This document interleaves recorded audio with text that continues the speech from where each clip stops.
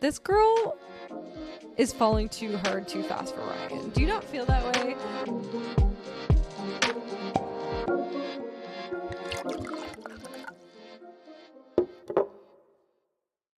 Welcome back to Straight Up Book Club.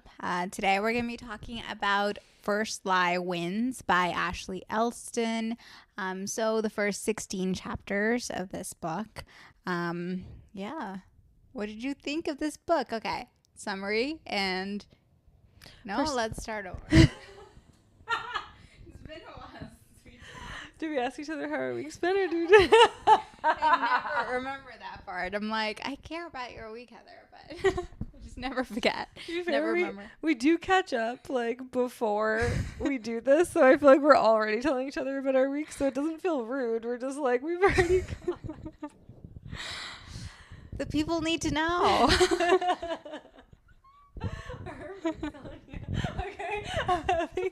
Okay. Should we start over? Yes. Or like, okay. Well, we could just, it doesn't matter. Okay, you can like cut in on that? Yeah, I can cut in on that. Okay. No worries. Sounds good. I mean, I feel like I'm having a day and a week, and I don't know, this like commotion just reminded me of today. I was at the office and I flushed the toilet, and I guess the toilet was broken, so instead of flushing, the toilet water that also had my pee in it went shooting back at me. It was like a tsunami, and I went bursting out of the stall, and I was like, oh my god. I have never been so grossed out, like full body shakes the whole time. I had to like ride home on the subway with like toilet. I tried to get it all with paper towel and soap, but like, yes, I'm like, I have to burn these pants. I have to shower. Like I was so grossed out. These are not the pants, I swear I changed. Anyway, so that's kind of a little bit of a hint at what my week has felt like. That's so funny. At least it was just pee. It was just pee. And it was like kind of in the process of flushing, so like I can make the argument that maybe it was just the toilet water, but that's still disgusting. It's gross. That happened to me. Okay, so last weekend. Recently? Yeah, we went on a road trip, and we stopped at a bunch of en routes, and one of the en routes, so I went to, just like splurted up on my leg, but it was just like a little bit. It wasn't, but it's still fucking gross. But it's disgusting. Yeah. I was soaked. Like from you were soaked. Like I thought you meant like just a little bit, but like it was that much. I mean, I wasn't. It was literally dripping. I was like able to, like, you could see all the water going down my leg and then the back of my shirt. Like that's what it was. Okay, mine was like a drop. Still traumatic. But yeah, it's been a week, and I feel like that kind of sums up how I felt about this week. Okay. Like toilet water on the pant leg. Going into the weekend. Yeah. Like, toilet water on you. Anyways. Other than that, good week? Yeah, it's been good. It was busy. Do you ever have those weeks where you just feel like you have no control over your time? When you just feel like every week, yeah. I'm sorry it's every week. I feel like that's just this past week for me, but you're just kind of like, I give myself over to everyone else who's dictating my time. Yeah. That's what it's felt like. So I'm happy it's over. Good. And that we're doing something fun now instead. Take back your time. Yeah. Yeah. What about you, besides the toilet water on the road trip? It was good. Yeah, last weekend felt hectic, and like it was kind of like, usually like after a weekend away or whatever, I just kind of like having a little breather before going into the week. We got back late Sunday and then got right into the week, and I feel like you had a similar thing there. Yeah. So yeah, it just kind of like messes with my mind a little bit, because like you don't really get to rest, it feels like, you know, because you're so go. But other than that, it was good. I made time to go get a haircut, and that was nice. I've noticed. I was actually just admiring like the like bangs that you have, or I guess are they called bangs, or they're curtain bangs. Curtain bangs, yeah. Super cute. Yeah, I love my hairstylist. She's the best. Last time I went to her, I was like, I don't think I want curtain bangs, and she's like, all right. And then I really, really missed it. So when I went back to her this week, I was like, okay, I made a huge mistake. Like Job. Even though I love the haircut, I just want my curtain bangs back. And like Job. I've made a huge mistake. Oh yeah. Yeah, that's where that's from. I love repeating that line. I knew you meant that. I could feel it. Should we get into the book? Yeah, let's get into it. We start off with our main character, Evie. She's moving, or she's kind of talking about how she's been moving into her boyfriend Ryan's house, and she kind of jokes about how, you know, it starts with like a toothbrush and then it escalates to like your toiletries, it escalates to like, are you gonna stay the night? And then staying the night just kind of happens, and then you're moved in together. So we see that this is kind of a newer relationship that she has with this established guy. And I believe they're kind of getting ready for a dinner with their friends, or with his friends. Mm-hmm. And she's a little anxious about this because she hasn't met them yet. And she knows that he's in like this like really tight knit group. And we see this dinner unfold, and you're going to have to jog my memory, but it seems like it's one of those situations where they're all a little bit like standoffish towards her. Yeah, they were totally just like grilling her. Yeah. Right? Yeah. A little like, it reminded me of something. Yeah. It also reminded me of like a certain movie or like something. I can't remember what, but where it's just like they've already made it up their mind that like we're this tight knit group from high school and we're going to like not let in anyone who we didn't go to high school with. It just felt like very strange to me. I think it reminded me of something too, but I think it was more a reality show for me. And I think I just got what it reminded me of. It was like a very specific scene in Marriage or Mortgage. Marriage or Mortgage? I've never heard of this, but it sounds amazing. It's basically like, are you going to have a big wedding or are you going to buy a house? You know, Ooh. Where are you going to spend that money? And I remember like, one of those, I think I'm remembering this right. Hopefully I am. But anyway, there was a scene in there where they're meeting, the fiance is meeting like the guy's like two closest girlfriends. And like, it gave me those vibes of like, you know, like this is our friend, like, they're all like women, right? I feel like there's like a gendered aspect to it as well, where they're all women. Like, they are all. Where are his male friends? Yeah, exactly. So I feel like that was really played up in this as well, and there was a little bit of possessiveness, maybe. Yeah, there was that weird possessiveness, and it was very focused on like his female friends, which also reminded me of, I want to say like the most recent Love Is Blind season. I think there was someone who had his like female friends from school. It was the poor woman who like someone told her once she looked like Megan Fox and everybody attacked her. She didn't even say that. Someone else said that to her. Leave her alone. I'll find out your name and we'll put it on social. I don't know. And it was kind of reminding me of that too, where they just like already had their mind made up that they weren't going to go easy on her because they didn't know her. Like, it's definitely this high school was the peak time of our existence kind of crowd. Mm-hmm. Anyway, sorry, I'm going on a tangent during a summary of a book that's going to require a lot of talking.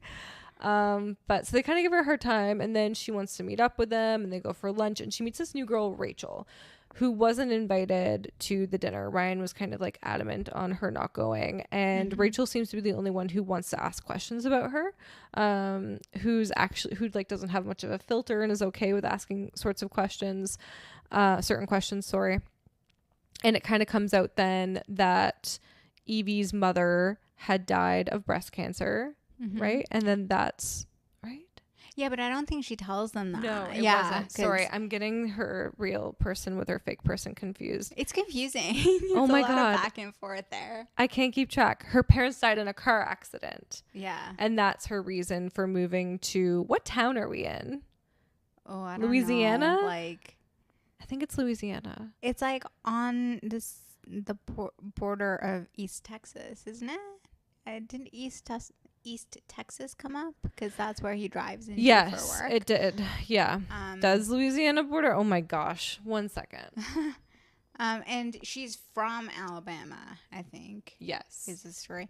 It's all in the South because there's a point that comes up. Yeah, Louisiana does border East Texas. So let's say it's Louisiana. And I think he went to LSU. So I feel like that makes sense. He seems like the kind of guy who would go to university in the same state he grew up in because he can't leave his friends behind.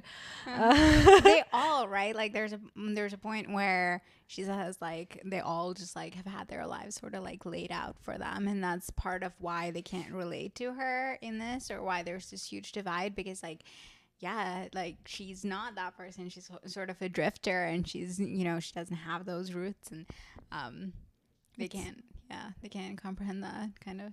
Two completely different worlds, like definitely colliding here. Yeah. Even her fake persona where she's kind of like, yeah, like my parents died and I moved around, and I can't really remember the rest of her lies. I'm just gonna tangent. I feel like I have romanticized that idea of like having your life laid out for you, or of like growing up in a place and never leaving, or leaving and coming back, and like always like having like your childhood friends around you. Like I moved around a lot, and so I don't really have that, and I feel like it's the sort of thing where you just romanticize what you don't have. I feel like I'd be unhappy if I had that. It's really interesting because I feel like if I hadn't have moved, that would have been my life. Because like I was from, you know, smaller. It was still a city. It is still a city, but it's like most of the people I went to high school with like still live there. They got married early. They all have kids. They all have a house. I feel like that was something I always wanted to escape. So it's interesting. Is it always something that is it the thing that you want if like it wasn't what you thought you were going to get? Yeah, right. And for me, it was like something that I wanted to escape. I escaped it. And I'm like, oh, it would have been nice if it was somewhere else. I always romanticize the ones where like the woman comes from the small town and then she goes to the big city and becomes this like successful woman, and then she happens back home and she falls in love with the like, I don't know, cowboy. Just any holiday movie. Every Hallmark movie ever. She's like, the true meaning of love. It's not your career. No, not you. Can't. How come he never moved? Sorry, this is such a tangent. Oh my God, we have to get back to this book. But like, someone posted on Instagram once, I think, where they're like, why couldn't like the guy with the, you know, lower paid job in the small town move to the big city with her so to like help her career flourish? Doesn't that make more sense economically? Like, yeah, it does, doesn't it? Sweet Home Alabama. Okay, sorry. Last tangent, I swear. We'll get back to the summer. But like Sweet Home Alabama, I think about that movie all the time because she leaves this guy who's very nice and kind and loving for this kind of dick who lives in the small town that she grew up in. And then she leaves like her great glamorous job behind to return to the life that she always wanted to escape. Yeah, it doesn't make a lot of sense. Maybe I need to rewatch it. Maybe I missed something, but yeah, there's a hole in that. Anyways, oh my God, sorry. I like off-roaded? Off-railed? I don't know. Derailed. It's Friday. We've only had a bit of wine, but I think we're both exhausted. So we haven't even gotten into the lies yet. You were just saying, you know, like this moment about like her backstory or what happens to her parents, right? Like that's really pivotal to me. It really stuck out because that's the title of the book, right? That's the first lie. And she makes like this big sort of moment of that. She's like, okay, like the first lie isn't like any white lie. It's a very specific, calculated lie, and it changes the course of everything that's going to follow after. And for her, that first lie is what happened to her parents, you know, and that's sort of like the crux of it. And I thought it was just like, I really liked how that was placed and how she told that and then moved back into meeting their friends and all of that. That's a really good point, because I think it's like, yes, that's the most important lie to set herself up for like the identity that she's taking on. It's also probably one of the more meaningful lies to her in the sense that it's a little bit of a betrayal of the death of her mom that she was really close to. Yeah. The thing that she's replacing as her first lie is her mom. It's a great observation. She's like protecting that. And this is just one more way that she's protecting it. Yeah. So Rachel. Oh yeah, we were talking about Rachel before. So she was the one who like had the least filtered. They don't really hit it off. We get to know Ryan's backstory a little bit, like how his grandparents died and left him their house, which he just always knew he was going to take over. He has a bit of a tumultuous backstory as well, because his parents died and then his grandparents kind of took over looking after him. And then his grandparents died and he now has this like business that he's taken over. And as the story unfolds, we start to see that Evie is actually on a mission to find out something about Ryan, because Ryan has a little bit of a shady past. And she kind of starts sprinkling these little curiosity seeds throughout, hinting at what it is. Like, for instance, every Thursday, he always travels to East Texas. He's never in his typical like jeans and t-shirt. He's in like a suit and tie. He's very professional in those days. She doesn't know what he's doing there, but he's doing something. And her job is to figure out what that is. So you know that there's like a little bit of tension there between the two of them. What did you think of that when you found out that like she was spying on him because he might be a little bit shady? What did you think of that? Yeah, like well, firstly, I was trying to figure out like what is it that she's doing, right? Like what is her sort of backstory? So I think like that was really important. And then it's just like kind of, I was a little bummed about that. I was like, oh no, like he's the target. But like, I mean, I don't know. I don't know who I was expecting to be the target. Yeah. You know what I mean? I was That's just fair.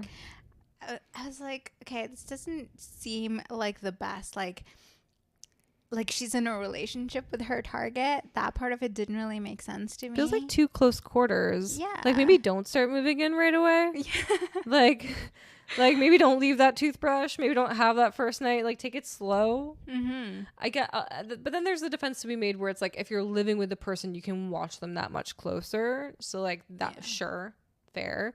But yeah, that was a little weird. Yeah. Okay, so we find all that stuff out, and then we start to find out a little bit about Evie's secrets and her previous life, like the different jobs that she's had in the past. And there's a lot of them. And I have to be honest, like I had a hard time keeping track of the different jobs that she had and their names. And her backstory kind of originates before she gets this job as this person who has these cases that she takes on. And it starts when she's trying to like get enough money to help her mom who has breast cancer get her medication. And it starts with some petty theft. And then one day that turns into like her attending an event where she puts a credit card scanner on a machine. She gets found out by the cops. They go to take her in. Another cop shows up out of the blue. I think he's like the deputy or whatever, sheriff, whatever they're called in the South. And he's like, I'll take this over. And he brings her into his vehicle. And in there, he gives her like a folder or something and is like, call this number. I'll let you off the hook. But like, this is a job for you. And she starts getting sucked into these like little roles. It reminded me so much of like, I just watched, not just a few months ago, watched Mr. and Mrs. Smith. With Donald Glover, and I'm blanking on the woman's name. I'm sorry. But they always get these like tasks from this unknown person who just emails them, and you don't know who it is. And it's like, here's your task, here's your job. And it's a different job and a different task. And some of them are really lengthy. Some of them are like 48 hours. And it really depends on what you're doing. And they have to take on these different personas throughout. I also thought it was funny that his name is Mr. Smith, like her person who's governing this, where I immediately started thinking of Mr. and Mrs. Smith when she started getting these like different identities and a little bit of like Born Identity as well, like that vibe. Yeah. So it goes into these different stories. And was the first one the nannying position? I don't think we know, like, because we know that these are different jobs, but I don't know if it's linear. That's not really established. At least if it is, I didn't pick up on that. Only in the way where it's like 8 years ago, 6 years ago. Oh, that's true. Yeah. But it's not saying that it's her first job or her second job by any means, at least not to my knowledge. Yeah. And okay, so I think the jobs that were in this one were, wasn't it?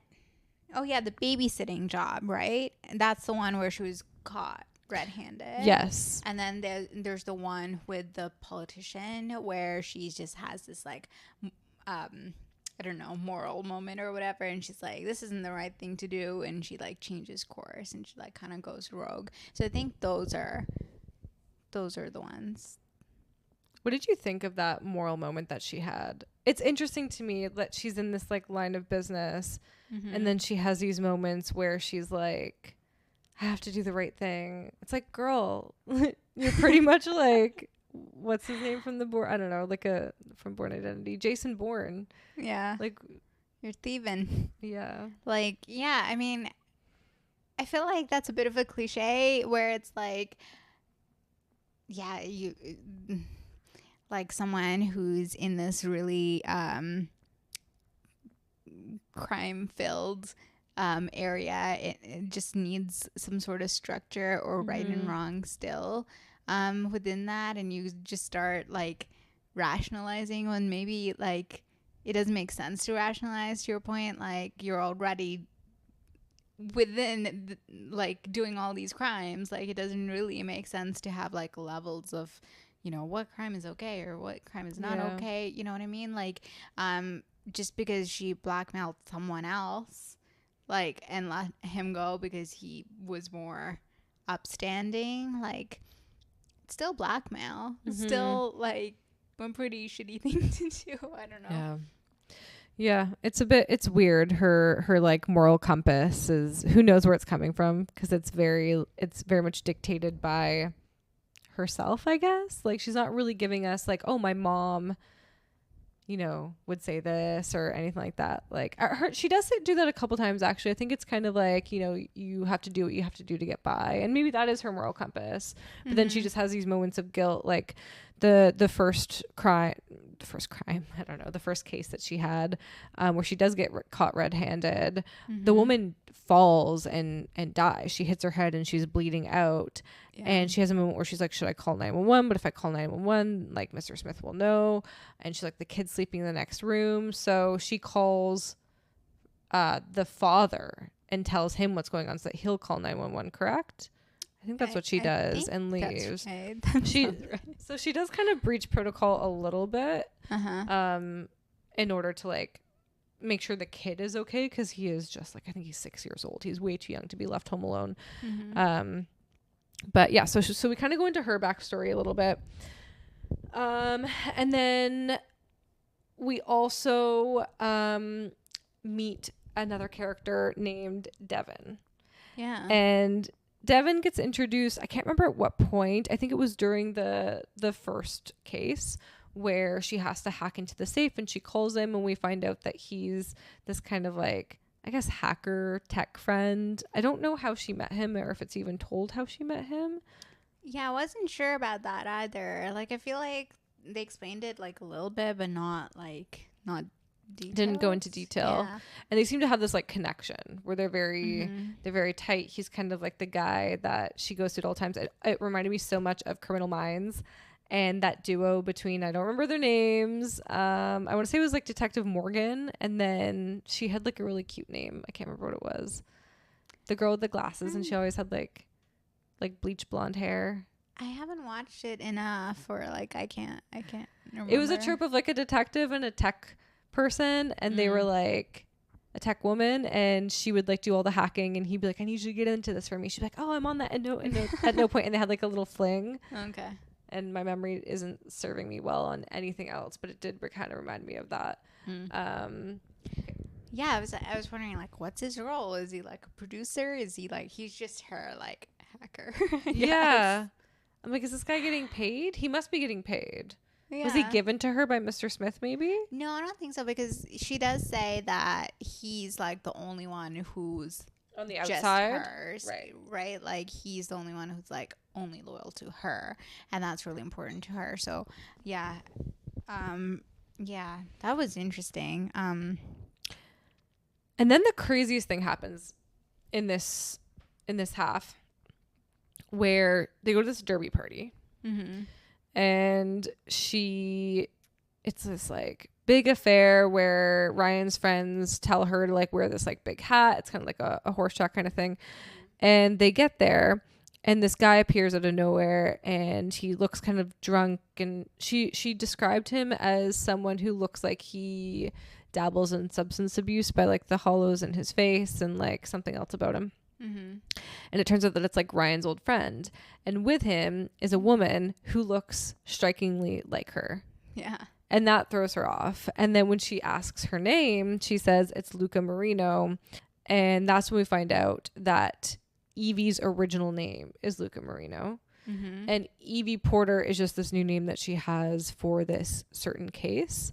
And now she knows that Mr. Smith is either like two-timing her or has someone who's on her now. Yeah. So what do you think is happening? Why would Mr. Smith put her on a case and then create someone who has her real previous identity, put her on the case, and then have them meet at this derby party? What's going on? Yeah, it really sounds like he's just trying to scare her or put her in her place or be like, you're replaceable, right? And it's just like such an intense message to send to and what's wild is that this woman doesn't know what's happening, right? She just knows that she has like a task or a job or whatever to do, but she doesn't know the details. She doesn't know that she's taken like Evie's name or anything like that. So that part of it was really wild to me as well. But the way that this happened was really I like the placement of it because it's like this chill party and then this woman shows up who's supposed to be her. Then, and there's a lot of stuff happens in between, but the next thing we see with Luca and James, is it James? Mm-hmm. Is that they're like, well, it's Evie and Ryan. They're in like a Home Depot kind of situation where they're plant shopping and they run into James and Luca.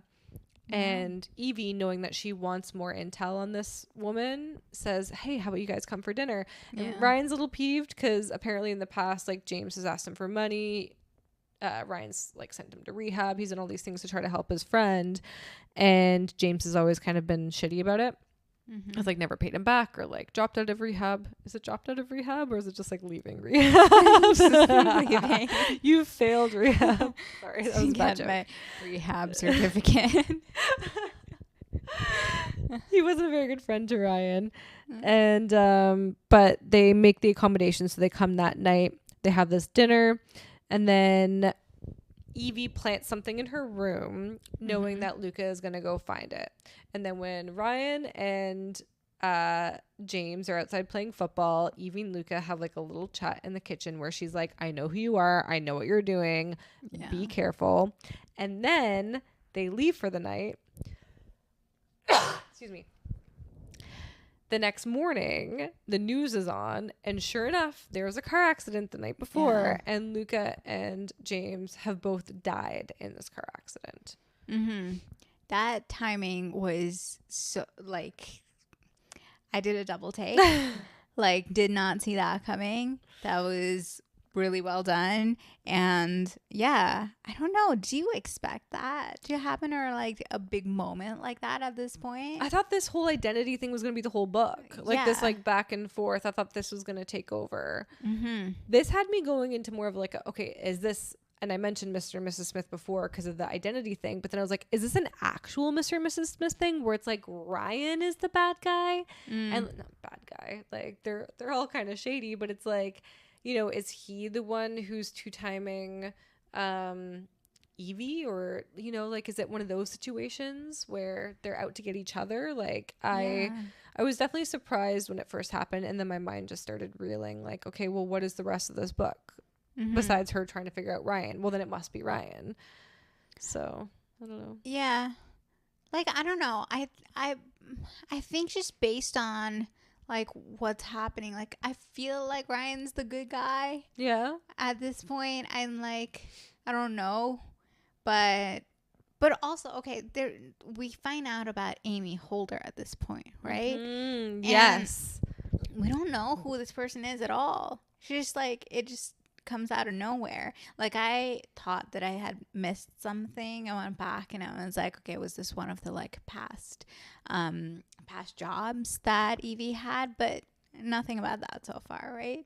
How was she introduced? I don't remember how Amy was introduced. I think it's literally like Well, so after the car accident, you know, the cops talk to them and look into them and all of that. Mm-hmm. But I guess at that point, they connect Evie with Amy, and that, like, the way she's introduced is that Evie's arrested for the murder of Amy Holder. Right. But yeah, I think that's kind of how this ends. yeah. Which is great. Always the climax in the middle of the book. So smart. Understand how books are written now that we've been cutting these off at the halfway mark. Yeah. That was interesting. The thing that got to me too is that, like, this girl is falling too hard too fast for Ryan. Do you not feel that way? Mm-hmm. Like, I feel like she's making some, like, little mistakes, because she even she's like kissing Ryan in the garage. She's like, I just, like, let myself linger for 30 seconds, and she ignored Devin's text. Yeah, because Devin messages her going, like, 911, and she ignores it, and then this is why she gets caught by the police, and the police now have her locked up and ready for questioning over this Amy Holder character. Yeah. Did that drive you crazy? Do you feel like it hasn't been long that this couple has, like, been knowing each other? No, and they're suddenly already living together, and all of that is like super fast. And he's her case, and she's, like, letting herself fantasize about him. I don't know. I don't like it. I don't like it. It doesn't make me feel good. But I guess we'll find out in the next episode. Yeah, I'm excited. Like, to find out a little bit more about all of these gaps, and yeah. Did I miss anything? Well, I wanted to ask you what you think Ryan's doing on Thursdays. Okay, let's get into that. Okay. What do you think he's doing? What do I think Ryan's doing on Thursdays? Yeah. Like, I'm in the camp that he's like, it's a Mr. and Mrs. Smith situation where it's weird because the Mr. Smith is this, like, Oz character. Mm-hmm. So, like, I feel like he's dictating it, and then he's pitting Ryan and Evie against each other. So you think Ryan's job is Evie? Yes, I do. Okay. I think that they're having to, like, figure each other out, and it might be one of those, like, may the best man win kind of situations. I don't know. Like, there's something sus about this. I could see that. Yeah. And, like, yeah, I don't know. Because the fact that she's, like, trusting him in these moments rubs me the wrong way. If she wasn't trusting him at all, I don't think that I would be thinking this. Do you know what I mean? Like, because she has these moments of, like, what's the word I'm looking for? When you're careless, like, these moments of carelessness. And I think that moment with the text from Devin is really clear. Mm-hmm. It makes me think that she's falling for the wrong person. Can't mix business and pleasure. No, you can't. Don't shit where you eat. Don't date your coworkers or your targets. Don't date your targets. And if you are, literally, like, just be playing them. Like, don't let them play you. If Ryan's a nice guy, I'm going to feel really bad.